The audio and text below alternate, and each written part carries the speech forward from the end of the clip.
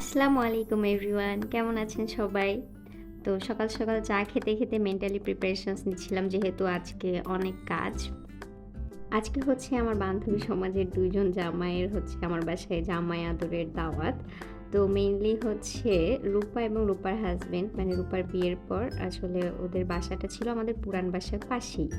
তো অনেকদিন যাবৎ মানে বলবো করে বলা হয়ে ওঠে নাই। তারপর চিন্তা করলাম যে আচ্ছা ঠিক আছে, নতুন বাসায় উঠে বলবো। তো সেটাও বলতে আসলে উর্মির বিয়ে হয়ে গেল। তো সাথে উর্মির জামাইও জুটে গেল। তাই চিন্তা করলাম ঠিক আছে, ২ জন জামাইকে একসঙ্গেই হচ্ছে বাসায় জামাই আদর করে খাওয়ানো হবে। মানে আম্মুই মেইনলি প্রিপারেশনস নিচ্ছে। এটা নিয়েই আজকের ভ্লগ। আর ২ টা জিনিস আপডেট হচ্ছে শেয়ার করব। আমাদের বাসায় হচ্ছে এই ছোট ২ টা মুরগির বাচ্চা কেনা হয়েছে আমার ভাইস্তার জন্য। যদিও ও এখন অনেক ছোট, আসলে এগুলো পালতে পারে না। ও জাস্ট দেখেই খুশি বা এগুলো একটু খেলতেছে এটাতেই খুশি। এই ব্রাউন কালারটার নাম হচ্ছে মিকি রহমান আর এই হলুদটা হচ্ছে চিকি রহমান। আমি আরকি নামটা রেখে দিয়েছি, যেহেতু ও অনেক ছোট ভাইস্তা, ওগুলা নাম রাখতে পারে না। আর আমার বারান্দায় একটা ঘুঘু পাখি হচ্ছে ডিম পাড়ার জন্য বসছে একটা গাছের উপর। তো আমরা এইভাবে ওড়না দিয়ে পর্দা দিয়ে দিছি, কারণ দেখা যায় আমরা আসলেই ও চলে যায় দৌড় দিয়ে। তো আমি ওকে দেখানোর চেষ্টা করতেছি এই যে ঘুঘু পাখিটা, যাতে ও উড়ে না যায়। আমি দূর থেকেই হচ্ছে ক্যামেরা দিয়ে দেখাচ্ছি। ও ডিম পাড়ার জন্য বসছে। কয়েকদিন আসা যাওয়া করতেছিল, পরে পার্মানেন্টলি বসে গেল। আমি বাসা বানায় দিছিলাম, তাও হচ্ছে বসেনি। ওরা অ্যাকচুয়ালি নিজেরা বাসা বানায় বসতে পছন্দ করে। আর এগুলা হচ্ছে গতকালকে রাতে করে রাখা প্রিপারেশনস। ভাবিকে হচ্ছে আমি বলছিলাম যে একটু কুনাফা বানানোর জন্য। তো ভাবি সেটারই প্রিপারেশনস নিয়ে বানায় রাখছে আগের দিন রাতেই, যেহেতু পরের দিন মানে আজকে হচ্ছে অনেক বেশি রান্নার প্রেশার। আর আমরা যেটা করছি এবার, ওয়ান টাইম কাপে করে রাখছি, মানে খেতে আর কি সুবিধা। মানে বাটি করে থাকলে সেট হইতে বেশ ভালোই সুবিধা হয়। তো মানে চিন্তা করলাম যে এবার একটু ডিফারেন্ট ওয়েতে এটা সেট করে রাখি আর কি। এই চিন্তা করে আমি ওয়ান টাইম বাটিগুলো কিনে আনছিলাম। তো ভাবি হচ্ছে এই যে সেমাই আর ক্রিমের লেয়ারটা করে দিচ্ছে, আর আমি হচ্ছে লাস্টে একটু জাফরানটা ছিটিয়ে দিলাম উপর দিয়ে, একটু দেখার সৌন্দর্যের জন্য।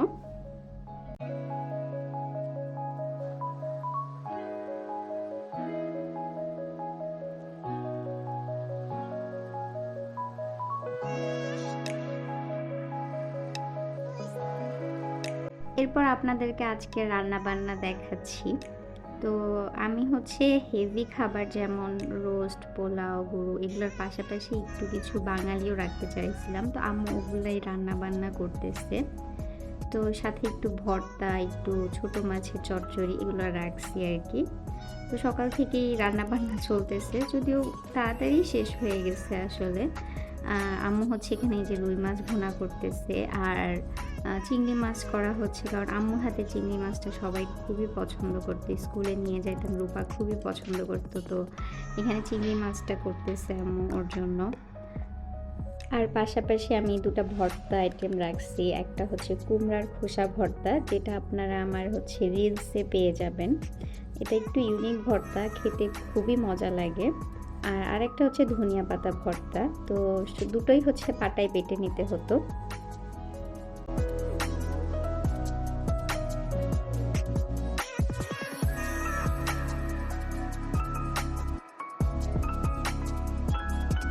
আম্মু এই যে রোস্টের মশলাটা হচ্ছে পাটায় বেটে নেয়, তো সেটা স্পেশাল মশলা দেওয়ার পরে হচ্ছে রোস্টের মাংসগুলো দিয়ে দিচ্ছিল।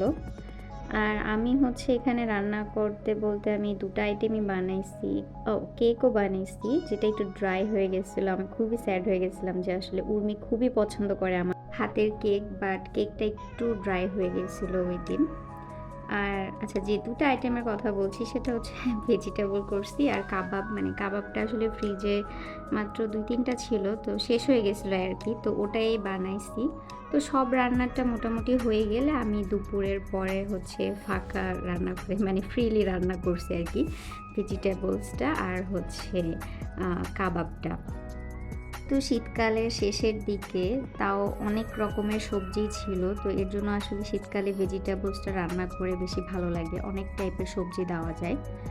তো আমি হচ্ছে সয়া সস, গোলমরিচ গুঁড়া দেওয়ার পরে একটু চিকেন স্টক মানে যেটা মুরগি সিদ্ধ করার যে পানিটা সেটা দিলে আসলে ভেজিটেবলসটার স্বাদ অনেক বেশি বেড়ে যায়। আর পাশের চুলায় আমি হচ্ছে গরুর মাংস আর বুটের ডাল সিদ্ধ করতেছিলাম কাবাবের জন্য। ভেজিটেবলসটা হয়ে গেলে আমি একবারে বাটিতে সার্ভ করে ফেলি। আর এদিকে প্রায় বিকাল বিকাল হয়ে আসতেছিল, তো মুরগিগুলা রোদে একেবারে নিচ্ছিল। আর কয়েকটা বাটি হচ্ছে আমি সার্ভ করে ফেলি টেবিলে, যেগুলো হচ্ছে চিংড়ি মাছ, ভেজিটেবলস আর হচ্ছে ভর্তাগুলো রেখে দিয়েছিলাম টেবিলে। টেবিলটা একটু মোটামুটি চেষ্টা করেছি সুন্দর করে সাজানোর জন্য ফুল দিয়ে। আর এই যে হচ্ছে আম্মু পালং শাক দিয়ে পুঁটি মাছের একটা ছোট ঝোল করতেছিল।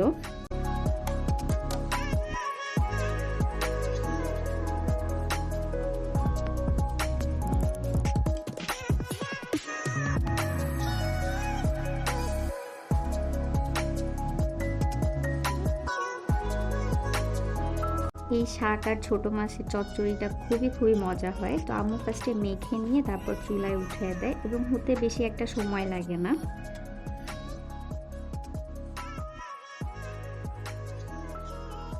এটাও হয়ে গেলে আমি হচ্ছে বাটিতে সার্ভ করে ফেলি।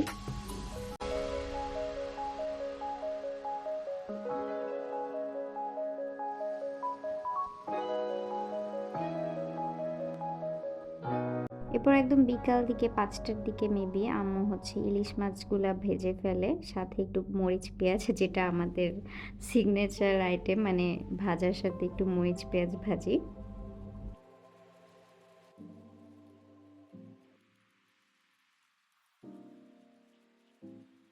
এদিকে আমার বুটের ডাল আর গরুর মাংসটা সিদ্ধ হয়ে যায় কাবাবের জন্য।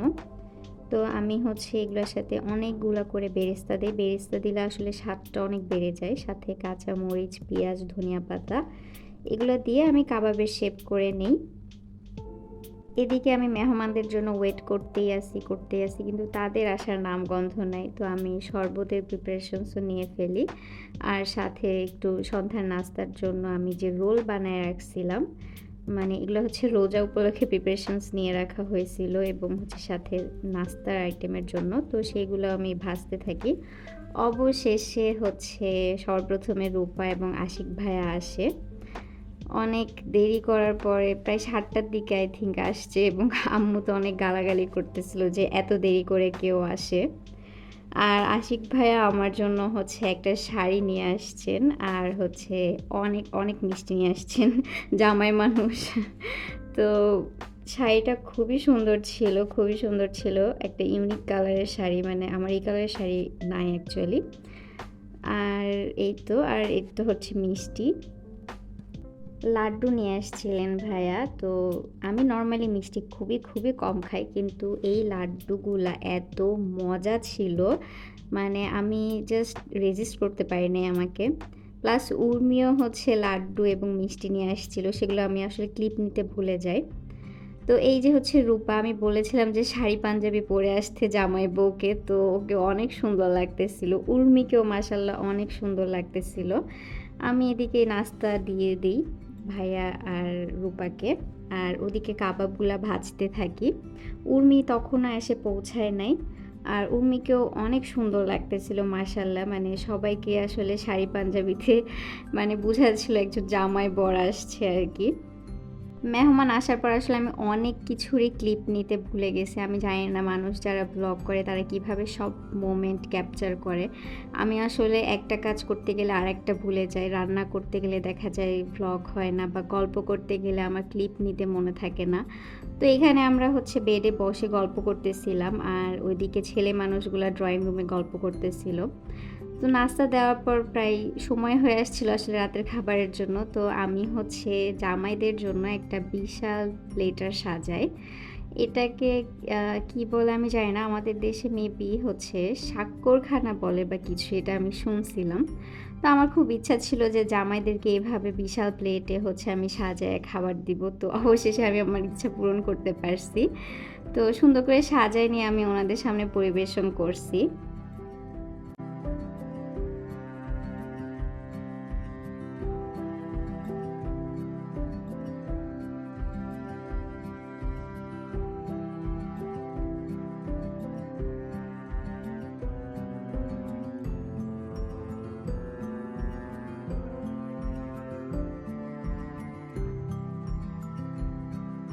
বড় থালিটা সাজানো হলে আমি নিয়ে যাই, ভাবি আর আমি ডাইনিং টেবিলে মাঝখানে রাখি।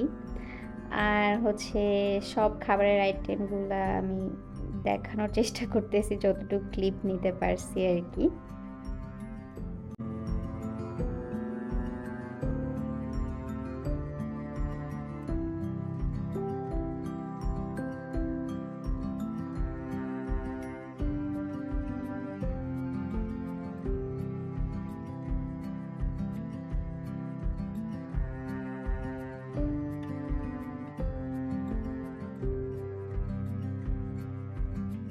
রূপা হচ্ছে সবাইকে খাবার বেড়ে দিচ্ছিল। এরপর সবাই এক এক করে খাওয়া শুরু করলেন। আমি জানি না আসলে কতটুকু কি আপ্যায়ন করতে পারছি, বাট আমি তৃপ্তি পাইছি যে ওনাদেরকে আমি এত কিছু করে খাওয়াইতে পারছি। অ্যাকচুয়ালি আমি তো রান্না করি নাই, আম্মুই করছে মেইনলি। বাট আমার খুব ভালো লাগছে যে যাই হোক ফাইনালি আমি যে দাওয়াতটা করতে চাচ্ছিলাম সেটা হইছে। এরপর আমি আর কি মিষ্টি সার্ভ করলাম আর খুনাফাটা সার্ভ করলাম সবার হাতে হাতে। আর এরপরে ওনারা অনেক গল্প করতেছিল, আমরাও রুমে অনেক গল্প করতেছিলাম। ওনারা আই থিঙ্ক 11টার দিকে গেছে। আমি আসলে সেই ক্লিপগুলো নিতে পারি নাই, আমার আসলে এগুলো মনে থাকে না। বাট বেশ খুবই ভালো একটা সময় কাটছে সবাইকে এভাবে একসাথে দেখতে পেরে অনেক দিন পর, মানে উর্মির বিয়ের পর আসলে দেখা হইলো ওনাদের সাথে সবার সাথে। এরপর আর কি আমরা খেতে বসে গেলাম। তো এই ছিল আজকের দিনটা। দেখা হবে অন্য ব্লগে। ভালো থাকবেন সবাই।